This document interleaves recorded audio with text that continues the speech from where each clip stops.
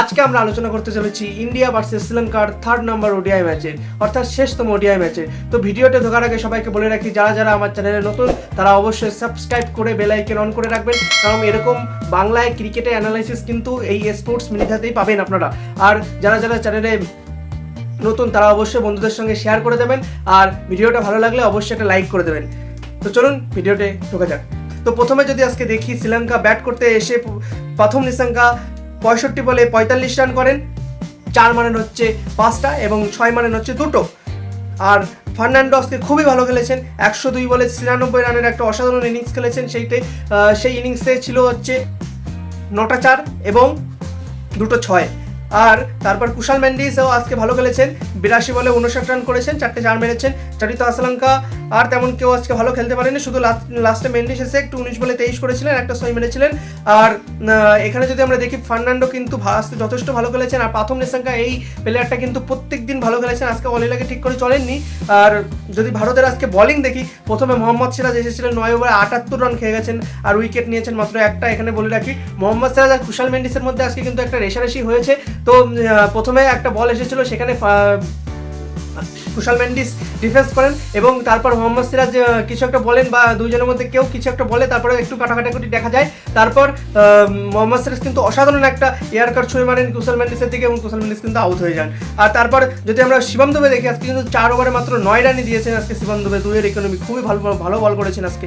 আর আকসার প্যাটেল, এই ব্যক্তিটা তো প্রত্যেক দিনই ভালো খেলেন, 10 ওভারে 41 রান, একটা উইকেট। আমি এখানে বলে রাখি, আকসার প্যাটেলে কিন্তু 4 ওভারে 29 রান ছিল এবং সেখান থেকে তিনি বাকি 6 ওভার করে কিন্তু টোটাল উনি রান খেয়েছেন 41। তার মানে ভাবতে পারছেন 10-11 রান শুধুমাত্র লাস্টের 6 ওভারে খেয়েছেন। তার মানে কতটা ভালো বল করেছেন, কতটা ভালো কামব্যাক করেছেন আকসার প্যাটেল। আর ওয়াশিংটন সুন্দর কিন্তু আজকে যথেষ্ট ভালো বল করেছে, 8 ওভারে 29 রানই দিয়েছেন, একটা উইকেট নিয়েছেন।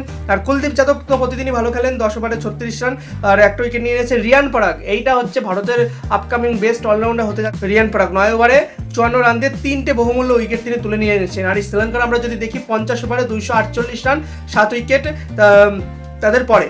আর যদি তারপর ভারত যদি ব্যাট করতে আসে, আজকে ভারতের সবাই ফ্লপ গিয়েছেন ব্যাটিংয়ে। তো প্রথমে যদি দেখি আমি, রোহিত শর্মা ভালো শুরু করেছিলেন, 20 বলে 35 রান, একটা T20 মতন শুরু করেছিলেন।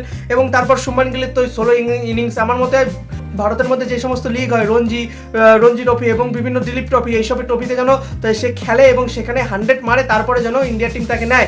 এবং তার পিছনে যদি দেখেন আপনারা, অভিষেক শর্মা, জয়সওয়াল রয়েছেন, 200 রান করে বসে আছেন। তো জয়সওয়াল এখানে চান্স পাচ্ছেন না, কিন্তু শুভমান গিলকে কিন্তু এখানে চান্স দেওয়া হচ্ছে। আমি বলবো শুভমান গিলের এখন বর্তমানে অনেকটা পরিমাণে লাল বলে খেলা উচিত, কারণ একটা প্লেয়ারকে না পাকা হতে গেলে সবসময় লাল বল দিয়েই শুরু করতে হয়। আর আমার মতে শুভমান গিল এখন ভারতের বিভিন্ন রঞ্জি ট্রফি, দিলীপ ট্রফিতে অংশগ্রহণ করা দরকার। বিরাট কোহলি 18 বলে 20, বিরাট কোহলি কেন জানি না হঠাৎ করে উনি সেই স্পিনের জালে ফেসে যাচ্ছেন। আজকে বলে লেগে তিনি উইকেটটা নিয়ে নিয়েছেন।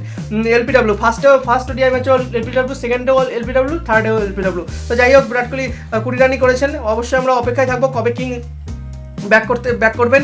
আর ঋষভ পান্ত আজকে কিন্তু কেএল রাহুলের জায়গাটা পেয়েছেন, কিন্তু আজকে কিছুই করতে পারেননি, সেই একই ব্যাপার। আর শ্রেয়াস আয়ারকে বলবো আমি যে 7 বলে 8 রান, যখন টিম খারাপ সিচুয়েশনে পড়ে, তখন কিন্তু শ্রেয়াস আয়ার হাত তুলে দেন যে আমি পারবো না ভাই।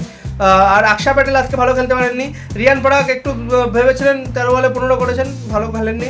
আর মানে কেউই ভালো খেলেননি, শুধু ওয়াশিংটন সুন্দর তুলনামূলক অনেক ভালো খেলে গেছেন হচ্ছে ব্যাটারদের তুলনায়। 25 বলে 30 রান করেছেন, 3টে 6 মেরেছেন অসাধারণ, আর 2টো 4 মেরেছেন। আর কুলদীপ যাদব তো একদম টেস্ট ইনিংস খেলে গেছেন, কুলদীপ যাদব ভালো খেলেছেন তুলনামূলকভাবে।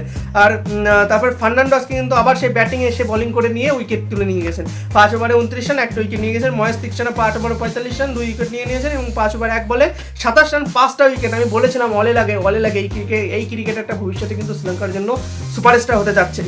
আর তারপরে ভ্যান্ডারসে আজকে অসাধারণ, আবার সেই অসাধারণ বোলিং করেছেন, 5 ওভারে 34 রান দিয়ে 2 উইকেট। চরিতা হাসলঙ্কা 3 ওভারে 3 ওভারে 2 রান দিয়েছেন। আর টোটাল রান দাঁড়ায় 26 ওভারে 1 বলে 138 রান, আর ভারত অল উইকেট পড়ে যায়। তো আমরা অবশ্যই অপেক্ষায় থাকবো যে কবে ভারত কামব্যাক করবে ওডিআই ম্যাচে। আর এই ম্যাচ থেকে আমরা কি জিনিস আমরা শিখতে পেরেছি, সেটা হলো যে বড় বড় প্লেয়াররা কিন্তু ফ্লপ হচ্ছে, তো সেখানে একটু পক্ত করতে পারবো। আমার মতে এই হারটা দরকার ছিল, কারণ ভুল থেকেই কিন্তু মানুষ শেখে, নয়তো ওই ওয়ার্ল্ড কাপের মতন 10টা ম্যাচ জিতে গেলাম, ফাইনালে গিয়ে হেরে গেলাম। তার থেকে আমি এই ওডিআই এই সব বায়োলিটিল সিরিজে আমি হেরে আমি আমার সঠিক জিনিসটা কি শিখতে হবে, কোথায় আমার কি দুর্বল আছে সেটাকে আমার পরিচর্যা করতে হবে, সেটাকে সঠিক করতে হবে। তো ইন্ডিয়ান ক্রিকেট টিমের হতাশ না হয়ে বর্তমানে এটা করা উচিত। আর আমি যতদূর গৌতম গম্ভীর, রোহিত শর্মাকে চিনি, তারা খুব তাড়াতাড়ি কামব্যাক করতে চলেছেন। আর আজকের জন্য এইটুকুই, দেখা হচ্ছে আরেকদিন আরেকটি ভিডিওতে। ততক্ষণের জন্য ভালো থাকুন, সুস্থ থাকুন, ধন্যবাদ।